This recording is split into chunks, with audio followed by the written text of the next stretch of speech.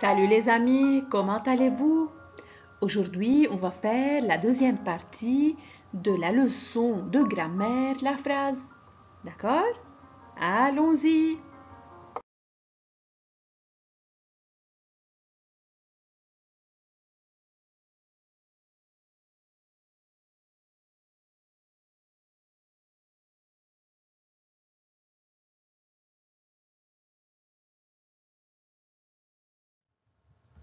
On commence.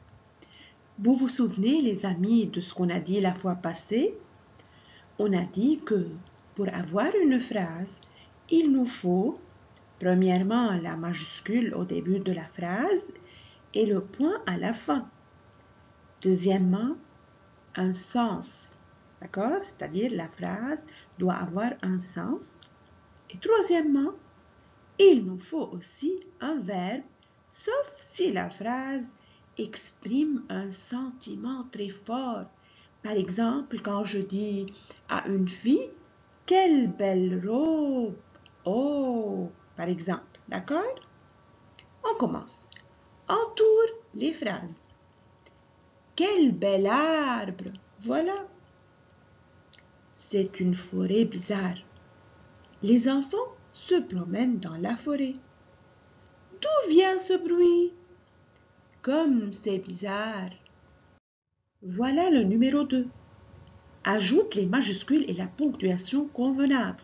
C'est-à-dire, quel point tu dois mettre à la fin de chaque phrase. Écoutez bien, faites attention.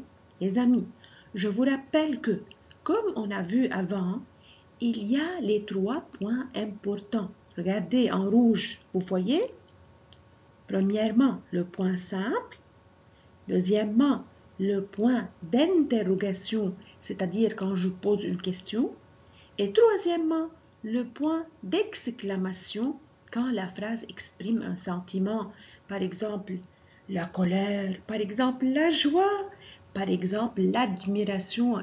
Par exemple, je dis « Quelle belle robe » quand je dis à une certaine fille. D'accord? Regardez. Quel est ton plat préféré? Est-ce que tu veux venir avec nous? As-tu fait ton devoir? Faites attention les amis. À la fin, une question. Quelle est la ponctuation que tu as choisie entre ces 3 points? Et pourquoi? Et voilà le numéro 3. Ajoute les majuscules et la ponctuation convenable. Pas n'importe quel point tu dois mettre, non. Tu vas choisir selon la phrase. Faites attention mes amis. Que tu es belle. Quel beau temps. Comme il est gentil. Faites attention. Et maintenant, quelle est la ponctuation que tu as choisie? Quel point tu as mis à la fin de ces 3 phrases? Et pourquoi tu as choisi ce point et pas un autre? Voilà le numéro 4. Ajoute les majuscules et la ponctuation convenable. Faites attention les amis, ce ne sont pas des exercices à répéter, non. Il y a un truc que vous allez deviner, que vous allez savoir, que vous allez connaître. Faites attention. Je suis arrivée à 8 heures. Il veut partir au village. Elle range ses affaires. Quelle est la ponctuation que tu as choisie? Et pourquoi? Devine, allez. Arrivons au numéro 5. Ajoute la ponctuation qui manque. Donc, c'est-à-dire il y a des points qui manquent et c'est à toi de les remettre à leur place. Est-ce que c'est l'arbre qui parle? Dit Jérémie. On n'a jamais vu ça. J'ai un peu peur, avoue Lily. C'est un drôle d'endroit. Allons voir plus loin. Arrivons à la règle. On va la déduire ensemble. Écoutez. Pour qu'une suite de mots soit une phrase, il faut, premièrement, qu'elle ait un sens, c'est-à-dire elle doit avoir un sens. Deuxièmement, qu'elle comporte un verbe.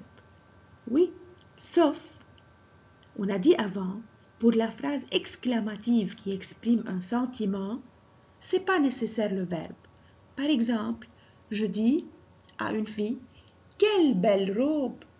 Voilà une phrase sans verbe. Troisièmement, regardez bien, qu'elle commence par une lettre majuscule et se termine par un point. Mais quel point? Regardez bien, c'est ce qu'on va dire maintenant. Premièrement, soit un point simple, regardez le point simple, le point ordinaire entre les deux parenthèses violettes, vous voyez?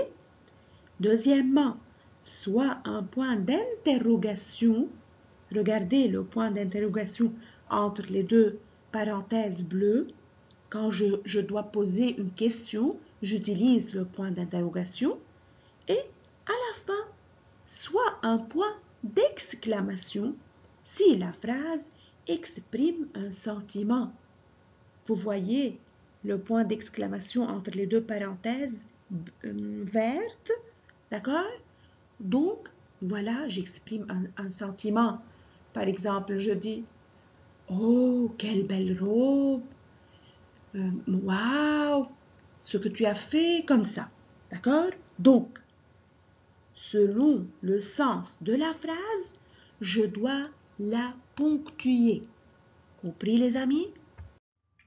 Allez les amis, travaillez les exercices et à bientôt mes chers.